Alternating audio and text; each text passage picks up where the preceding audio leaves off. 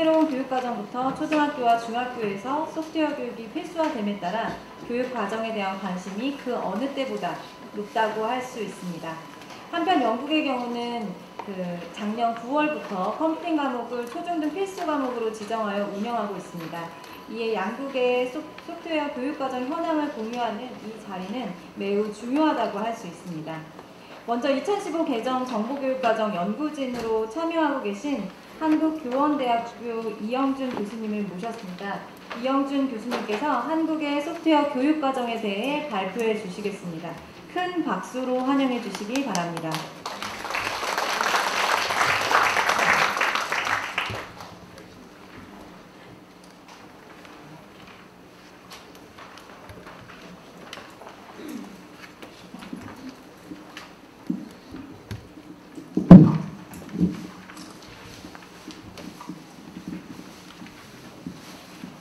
네, 반갑습니다. 방금 소개받은 한국교원대학교 이영준 교수입니다.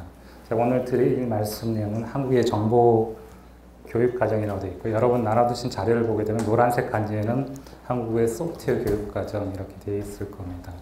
소프트웨어 교육과정, 정보 교육과정이 이렇게 섞여 있어서 일부는 혼동이 되실 것도 같은데요.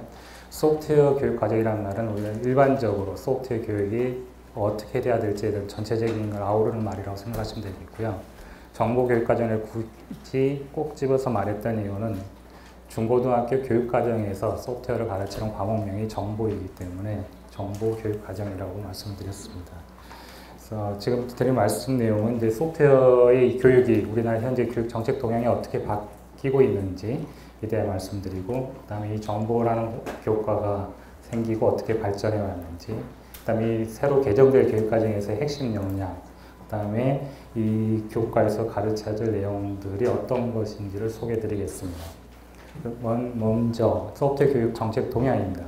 우리나라에서 현재 미래 사회의 인재 양성을 위해서 소프트웨어 교육이 꼭 필요하다. 그 다음에 산업 현장에 필요한 소프트웨어 인재 양성이 필요하다라는 게 강조가 되고 있습니다. 그러다 보니까 초등학교, 중학교, 고등학교, 대학교에 이르는 단계별 목표를 설정했고요. 이게 지난주 화요일날 아마 공식 공모의 결과로 해서 신문에 보도가 돼서 여러분이 많이 알고 계실 거라고 생각을 합니다. 그래서 초등학교에서는 기본적으로 초중등학교에서는 컴퓨팅 사고력을 배양하고, 그 다음에 소프트웨어를 연관시킨 진로를 탐색해 본다거나 교과 다른 교과 활동 연계해서 활동을 해본다거나, 고등학교를 가게 되면 조금 심화된 점에서 소프트웨어 특화형 인재를 양성하거나, 그다음 대학 가서는 기업체가 원하는 소프트웨어를 활용할 수 있는 인재 양성, 그 다음에 소프트웨어 전문가 양성하는 교육 체계를 추진하는 걸로 되어 있습니다. 그래서 이 크게 세 꼭지, 세 개 분야의 12개 주요 과제가 발표가 됐었고요. 초, 중등 소프트웨어 교육에서는 이제 소프트웨어 필수화를 하는 기반을 마련하는 내용과, 그 다음에 거기에 관련된 어떻게 하면 교육의 우수한 모델을 창출하고 확산할지에 대한 노력, 그 다음에 소프트웨어 관련된 우수 인재를 발굴하고 지원하는 것들이며, 그 다음에 이런 초중등 교육에 민간 참여를 확대하고 글로벌 교류를 활성화할 건가라는 4개의 큰 꼭지가 있고요. 대학의 소프트웨어 교육에는 기초교육이나 융합교육을 확대하는 것들, 그 다음에 정용 교육을 강화하는 것들, 그 다음에 고급 연구인력 양성하는 것들, 그 다음에 소프트웨어 중심 대학 운영, 이런 것들을 추진하기로 되어 있습니다. 이런 과정 중에서 조금 전에 서정희 교수님 말씀하셨던 바와 같이 이 상위권 대학에서 이 정보 과목을 배운 학생들을 반영해서 대학 입시에 반영이 될 겁니다. 그래서 뻑뻑하게 하면 초등중 교육에도 거꾸로 영향을 미치지 않을까 생각을 하고 있습니다. 마지막으로 민간 협력에서 소프트웨어 문화 확산입니다. 이 특정 과목으로만 추진하고 특정한 현재 단계에서 추진하게 된다 보면 추진력을 잃거나 앞으로 우리가 나아갈 방향성을 잃을 수 있기 때문에 민간이 합동으로 이렇게 소프트웨어 교육위원회를 운영하고요. 방송 매체를 활용해서 소프트웨어에 대한 홍보를 합니다. 그래서 많은 국민들이, 그리고 학부모들이 이게 학생들이 다른 부담을 주기 위한 새로운 과목을 만들어내는 게 아니고, 이 학생들이 앞으로 자라서 필요한 기술을 배우고 필요한 역량을 키울 수 있다는 인식을 주기 위한 홍보들을 강화하는 것들입니다. 그 다음에 소프트웨어 체험을 기회를 확대하고, 이런 정책안에 대한 것들, 캠페인 같은 걸 개최하는 것들을 추진하고 있습니다. 그래서 실제로 일부러 몇 가지 캠페인들이 이미 진행을 해왔었던 상황입니다. 여기 기반해서 지금 말씀드렸던 이제 초등 소프트웨어 교육에서는 이제 필수화를 한다고 했습니다. 그러다 보니까는 이 국내 교육과정의 필수라는 것은 상당히 큰 영향을 미칩니다. 세계 각국의 많은 나라의 교육과정들이 있고 필수다, 선택이다라고 되어 있지만 그 나라에서는 필수 교육과정이라 하더라도 실제 그게 모든 학교에서 구현이 되는 건 아닙니다. 그거는 국가에서 강하게 권고를 하는 상황이지, 특히 우리 지금 이야기를 나누는 영국 같은 경우도 마찬가지로 필수라고 되어 있어도 학교장의 선택에 따라서 재량에 따라서 안 할 수도 있습니다. 하지만 우리나라 교육과정은 필수라고 하면 글자 그대로 필수입니다. 모든 학교에서, 즉 우리는 모든 중학교에서 모든 학생들이 반드시 배워야 되는 과목이 될 겁니다. 2018년부터요. 거기에 관련된 소프트웨어 교재 개발, 콘텐츠 개발 이러한 것들에 대한 기반을 마련하게 되는 것들이고요. 그 다음에 소프트 교육에 대한 우수 모델 창출을 확산하는 것들입니다. 그 일환으로서 성도교육청을 지원한다거나 자유학교 연계하는 소프트 교육을 확대한다거나 소프트 교육 우수학교 모델을 창출한다거나 그리고 여러분이 참여하고 계시는 소프트 선도학교를 선정해서 지원하거나 이러한 활동들을 하고 있습니다. 그 다음에 소프트웨어 우수 인재를 발굴하기 지원하기 위해서 소프트웨어 마이스터를 확대하거나 영재를 발굴하는 지원들, 이런 특성화를 해서 소프트웨어 인력을 키울 수 있는 부분들을 강화하고 있습니다. 그 다음에 민간 기업, 대학의 교육 기부 활성화하고 글로벌 협력을 통해서 교육을 활성화하는 이런 주요 과제를 가지고 우리가 추진을 해옵니다. 그 결과 올해 2015 개정 교육과정이 9월에 발표될 예정인데요. 이때 개편의 주요 내용을 살펴보게 되면 초등 실과에 과거 ICT 활용 단원으로 있었던 것들이 바뀌어서 17시간이 되고 소프트에 대한 기초 교육을 하도록 되어 있습니다. 그래서 초등학교 5, 6학년에 적용될 거고 그렇게 되면 2018년부터 적용이 될 거라고 판단이 됩니다. 그래서 문제 해결 과정, 알고리즘, 정보통신 이런 내용 물론 굉장히 적은 시간이지만 일단 포함이 됐다는 게 중요한 의미를 가지고 있습니다. 그 다음에 중학교에서 과거에는 정보 과목이 선택 교육 과정이 하나의 과목으로 존재했던 게 2015 개정 교육 과정으로 가게 되면서 교과가 됩니다. 그래서 과학, 기술 과정 옆에 슬래시에서 정보에서 교과가 드디어 이제 과목을 벗어나서 교과가 됐고요. 그 중에 이제 정보 과목으로 활성되면서 최소 34시간 이상은 수업이 이루어질 거라고 판단하고 있습니다. 여기에서는 컴퓨팅 사고력 기반의 문제 해결이라든가 간단한 알고리즘, 그 다음에 현재 강조하고 있는 실질적인 프로그래밍 개발하는 것들이 강화가 되는 내용으로 주어져 있습니다. 그 다음에 현재 고등학교의 정보에는 심화 선택입니다. 그래서 일반 선택을 하고 그 다음에 택하는 분이 있기 때문에 사실상 거의 선택할 수가 없는 형태로 되어 있는 상태에서 일반 선택 과목으로 내려오게 됩니다. 그래서 그 전에 비해서 이 개정 교육 과정에 하면 더 많은 고등학교에서 정보 과목을 택할 수 있을 거라고 판단이 됩니다. 이 분야도 마찬가지로 여기에서는 다양한 분야에 또는 다른 학문 분야에 연계해서 알고리즘, 프로그래밍을 강화하는 쪽으로 개편이 이루어지고 있습니다. 그러면 정보의 교과가 변천한 것들을 한번 살펴보게 되면요. 과거 7차 교육과정에서는 ICT 활용, 소프트웨어 활용이 주로 이뤘습니다. 그래서 중학교 컴퓨터, 그 다음에 고등학교 정보사회 컴퓨터, 여기 슬라이드가 심화 선택이라고 했는데 이때는 심화 선택이라는 말이 없었습니다. 선택 과목이었고요. 심화 선택이 2009 개정에 들어가야 되는 얘기입니다. 일단 선택 과목이었고 포커스는 ICT 활용이 이루어졌던 상태입니다. 그래서 그 다음에 이제 이루어졌던 게 2007 개정 교육 과정에서 드디어 이 과목명이 과거의 컴퓨터, 정보사회 컴퓨터라는 기기명이 되었던 것을 벗어나보자라고 해서 정보로 개정이 됩니다. 그래서 인포메틱스로 바뀌게 되면서 과목명이 바뀌게 됐고요. 그 다음에 내용도 ICT 활용이 포커스가 맞춰졌던 7차 교육과정에서 벗어나서 컴퓨터 사이언스, 컴퓨터 과학에 대한 원리, 프로그래밍 하는 내용들이 강화가 되기 시작을 합니다. 여기서의 문제점은 이제 2007 개정 교육과에 실제 적용되기 시작하는 시점에서 있을 때는 과거 2007년까지는 ICT 활용 운영 지침이라는 게 있어 1단계부터 5단계까지 나누고 1, 3단계는 초등학교, 4단계, 5단계는 중학교, 고등학교에서 ICT 활용하고 수업을 하고 이런 운영 지침이 있었던 반에서 2008년에 일괄 폐지가 됩니다.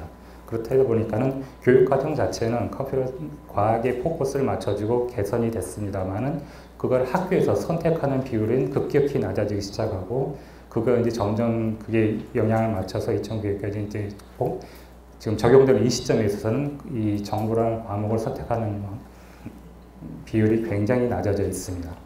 그 유치원교육 개정교육까지 가게 되면서 이제 컴퓨팅 사고력이라는 이야기가 처음 도입됐습니다. 일단 교육 과정상에서는 계산적 사고력이라고 되어 있었는데 여러 가지 이유상 용어가 컴퓨팅 사고력으로 이제 바뀌는 걸로 이야기가 이루어져 있습니다. 그 현재 지금 적용되고 있는 게 2009 개정교육과정인데요. 이때 중학교 정보 과목의 내용을 한번 살펴보게 되면요. 정보과학과 정보윤리라는 데 있어서의 정보과학 기술의 역사라든가 윤리에 대한 내용들, 역기능에 대처하는 법들 이런 것들이 나와 있습니다. 그 다음에 큰 한 영역의 정보기기의 구성과 동작입니다. 그래서 컴퓨터의 구성 요소, 동작, 원리에 대한 내용들, 그 다음에 기본적인 네트워크 개념에 대한 내용들, 운영체제의 이해에 관한 내용들이 들어가 있습니다. 그 다음에 정보 표현과 관리입니다. 자료의 정보가 어떻게 표현되는지, 그 다음에 정보 이진 표현, 수치 정보, 문자 정보 이런 것들이 들어가 있는 형태가 될 거고요. 그 정보를 어떻게 보조하는 내용으로 되어 있습니다. 일단 문제 해결과 방법과 절차로 되어 있는데 여기서 마찬가지로 문제 해결에 대한 알고리즘에 대한 이야기들, 프로그램의 기초를 달아서 간단히 프로그램을 할 수 있는 내용들, 즉 상당히 컴퓨터 사이언스와 지금 우리가 추구하는 방향이 강화가 되어 있긴 했는데 현실적으로 선택하는 학교가 줄었고요. 더 나아가서는 이진법을 해서 숫자를 컴퓨터 안에서 어떻게 표현하는지에 대해 수업을 하다 보니까 아이들이 상당히 어려워하고 흥미를 없어하는 부분들이 있었습니다. 고등학교 같은 현재 적용되고 있는 책을 보게 되면 똑같이 4개 큰 영역이 있고요. 각각의 영역에서 조금 더 심화된 내용으로 들어가게 됩니다. 그래서 실제로 운영체제에서 중앙처리장 동작 원리라든가 자원관리 개념과 관리들, 데이터의 전송 원리라든가 또 서비스들, 그래서 물론 여기 각각의 성취 기준들이 구체적으로 나와 있기는 하는 내용이 있습니다만 얼핏 보기에는 상당히 커다란 대학에서 배우는 컴퓨터 과학의 커다란 과목들을 전부 모아놓던 느낌을 주기도 했었습니다. 그다음에 정보 표현과 관리도 선형, 비선형 구조들, 정보가 개념과 활용에 대한 내용들, 그 다음 문제 해결 방법과 절차도 정렬 탐색 알고리즘 구현이라든가 이집트 그래프 탐색들이 포함되어 있는 게 현재 교육 과정입니다. 이러한 부분들이 이제 2015 개정 교육과정으로 바뀌게 되면서 핵심 역량을 강조하는 형태의 교육과정으로 바뀝니다. 다른 과목도 다 마찬가지지만 그랬을 때 우리 정보교과에서의 핵심 역량은 2가지로 잡혀 있습니다. 정보문화 소양과 컴퓨팅 사고력입니다. 정보문화 소양은 정보 사회에서 살아가는 우리 건전한 구성원으로서 갖춰야 될 윤리의식, 그 다음에 이러한 정보통신 기술을 활용해서 문제를 해결할 수 있는 능력들을 갖추는 것을 의미하고요. 컴퓨팅 사고력은 컴퓨팅 기기 기본 원리라든가 컴퓨팅 시스템을 활용해가지고 우리 실생활의 문제들 또는 다른 학문 분야의 문제들을 이해하고 창의적으로 그걸 해결해 나가고 컴퓨터에 구현할 수 있는 능력, 즉 추상하는 능력과 프로그래밍 할 수 있는 능력을 키우는 것을 이야기를 했습니다. 여기서 아까 간단하게 말씀드렸습니다만 이 컴퓨테이셔널 싱킹이라는 게 계산적 사고라는 용어 또는 다른 용어로 막 쓰이고 있던 것들이 통일을 해서 컴퓨팅 사고력이라고 확장을 지었습니다. 그래서 이 개정 교육 과정에서의 이제 필요성 성격들을 보게 되면 21세기 지식 정보 사회를 살아가는 인재는 바로 우리가 다뤄야 될 이 정보 처리 기술을 올바르게 활용할 수 있을 뿐만 아니고 이거를 활용해서 어떤 문제를 해결할 수 있는 능력을 갖춰야 된다는 겁니다. 그래서 이러한 능력을 키우기 위해서 반드시 필요한 교과라는 성격을 가지고 있고요. 여기에 대한 구체적인 본질의 기능들이 여기 적혀 있는 거, 여러분 슬라이드에 나와 있는 바와 같습니다. 이 과목들을 가지고 있는 것들의 이야기를 들어보게 되면 영역은 정보문화와 자료와 정보, 문제결과 프로그래밍, 컴퓨팅 시스템 하는 4개의 영역으로 구성되어 있고요. 중학교 정보는 초등학교에서 배운 실과 17시간 배웠다는 가정하에서 교육과정이 구성이 되어 있고요. 그 다음에 고등학교 정보는 중학교에서 배웠다는 가정하에서 10에서 12학년에서 배울 수 있도록 연계성을 갖춰서 구성이 됩니다. 이거는 상당히 큰 변화입니다. 과거 선택 과목이었을 때는 중학교의 모든 학생이 배운다는 보장이 없습니다. 그러다 보니까 고등학교 과목에서 중학교에서 안 배우고 온 학생들도 있을 걸 생각하고 교육과정을 구성을 합니다. 그러다 보니까는 어떤 학생들에게는 반복돼서 배워서 지루하고 재미없는 과목이 될 거고요. 어떤 학생들에게는 너무나 갑자기 어려운 게 빠른 속도로 다가오는 듯한 인식을 줄 수도 있었을 겁니다. 하지만 2015 개정 교육과정은 중학교가 필수입니다. 그러다 보니까 고등학교 교육과정은 이제 모든 중학생들은 다 배우고 왔다는 가정 하에서 그 다음 단계를 수업할 수 있도록 교육과정이 구성이 됩니다. 그래서 조금 더 체계적이 되는 것들이고 우리 학생들에게 도움이 될 수 있도록 교육과정이 구성되게 되었습니다. 그래서 이 전체적인 총괄 목표나 세부 목표도 각각의 영역별로 정보사의 특성을 이해하는 것들, 기술을 활용해서 정보를 효율적으로 관리하고 생산하는 능력, 그 다음에 컴퓨터 원리에 따라서 문제를 추상화할 수 있는 능력들, 그 다음에 그거에 추상화한 것들을 알고리즘을 컴퓨터로 구현해서 프로그램하는 능력들, 그 다음에 기본적인 컴퓨팅 시스템의 동작 원리를 알 수 있는 이러한 목표로 잡혀 있고요. 그것들에 대한 그 역량을 키워야 되는 것들, 학습의 도달점에 대한 것들이 구체적으로 기술이 되어 있습니다. 일단 시간상 이걸 넘어가도록 하고요. 내용 체계를 가지고 이런 내용을 조금 더 말씀드리겠습니다. 기본적으로 아까 말씀드린 두 가지 핵심 역량을 키우는 거에 초점을 두고 내용 체계가 잡히게 됩니다. 그래서 그러한 것들을 가르치기 위한 아까 네 가지 영역 중에서 정보 문화 영역에서는 정보 사회라는 것과 정보 윤리라는 핵심 개념을 가르치기 위해서 중학교에서는 정보 사회 특성과 진로에 대한 내용들, 개인 정보에 관련된 내용들, 사회과 윤리에 대한 내용들을 다루게 되고요. 고등학교에 가서 이제 진로는 이제 중학교에서는 이 정보 사회에서의 사회 변화, 그다음에 어떤 다양한 직종이 생겼는지에 초점이 있다 그러면 고등학교에서는 정보 과학과 관련된 진로에는 어떤 게 있는지를 조금 더 구체적으로 들여다보게 될 거고요. 그다음에 개인정보 보호뿐만이 아니고 일반적인 정보 보호와 보안에 관련 내용들을 다루게 됩니다.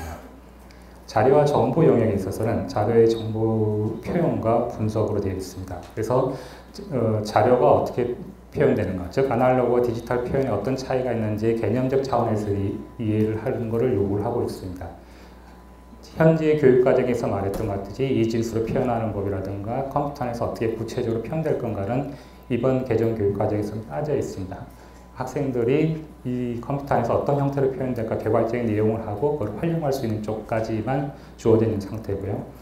그러한 형태에 있을 때 이제 자료 수집과 정보의 고조화로 되어 있습니다. 정보의 고조화라는 것들은 우리가 수집했던 데이터들이 어떤 형태로 표현하느냐에 따라서 우리가 이해하기가 쉽게 이해할 수도 있고 경우에 따라서 표현이 잘못되면 문제 이해하기가 굉장히 어려울 수도 있습니다. 그러한 것들의 특징 차이를 이해하는 것들, 그 다음에 컴퓨팅 기기를 활용해서 실제로 정보를 수집해보고 자기의 필요한 것을 찾는 것들입니다.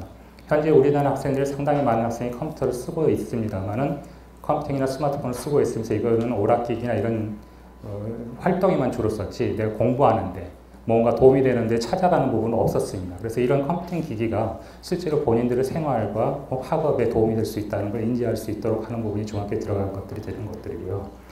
고등학교에서는 이런 자료를 수집하는 걸 가지고 어떤 도구를 써서 컴퓨터 응용 프로그램을 써서 그걸 분석을 해보고 관리를 해보는 것까지 성취 기준을 잡고 구성이 되어 있습니다. 그 다음에 문제 해결과 프로그램입니다. 이 영역은 과거 현재 교육 과정에 비했을 때는 상당히 확장된 부분이 될 거고요.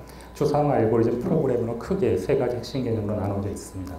추상화 부분은 주어진 문제가 뭔가 이해하고 고등학교 가면 그걸 분석해서 커다란 문제를 쪼개보기도 하고 그걸 모델링도 하고 이런 연습들을 하게 될 거고요. 고등학교 알고리즘 가면은 이제 실질적으로 알고리즘을 이해하고 표현하는 방법들입니다. 여기서의 중학교에서의 표현은 본인이 생각했던 것을 절차적으로 차근차근 어떻게 수행할 수 있다는 것을 적어본다는 의미까지만을 이야기합니다. 현재 많은 선도학교나 이런 데 있을 때 알고리즘 표현 들어가게 되면 순서도 그래서 플로우 차트만 열심히 그리는 부분이 있는데 플로우 차트 기호를 배우는 데 초점이 있는 게 아니라 기호를 쓰든 안 쓰든 상관없이 본인들이 문제를 풀어가는 절차를 표현해보는 데까지 되어져 있는 거고요. 고등학교에서는 이러한 표현됐던 알고리즘들을 분석해보고 효율성을 따져보는 것들인데 여기서 얼마나 빠른 시간에 수행될 수 있는가를 간단하게 따져보는 것까지가 고등학교에 들어가 있습니다. 그 다음에 중학교에서의 프로그램은 입력, 출력, 변수, 연산, 재구조 되어 있지만 기본적으로 중학교에서는 물론 이제 나중에 교과서 개발에 따라서 이게 블럭형, 스크래치 같은 블럭형 언어를 쓸지 파이썬이나 자바스크립트 같은 텍스트 언어를 쓸지는 이제 교과서 집필자의 자유겠지만 일단 교육과정상으로서는 초등학교에서 17시간밖에 배우지 않는 단계로 많은 학생들이 실질적인 프로그램을 경험이 많이 없다라는 가정 하에서 작성을 하다 봅니다. 그래서 아마 그렇다 보니까는 이제 여기서는 일반적으로 많은 상생활들은 아마 스크래치나 뭐 엔트리나 이런 데 블럭형 프로그램 언어를 사용하지 않을까 생각이 됩니다. 그 이유는 텍스트형 기반 언어를 사용하게 되면 학생들에게 신텍스 에러라든가 이런 문장에 대한 뭐 컴마 빠진 거나 이런 데만 너무 많은 시간을 소비하기 때문에 그런 부분에서 인지적 부담을 덜어들고 논리적으로 어떻게 해결할지 그런 절차에 초점을 맞추는 것에 포커스가 맞춰져 있고요.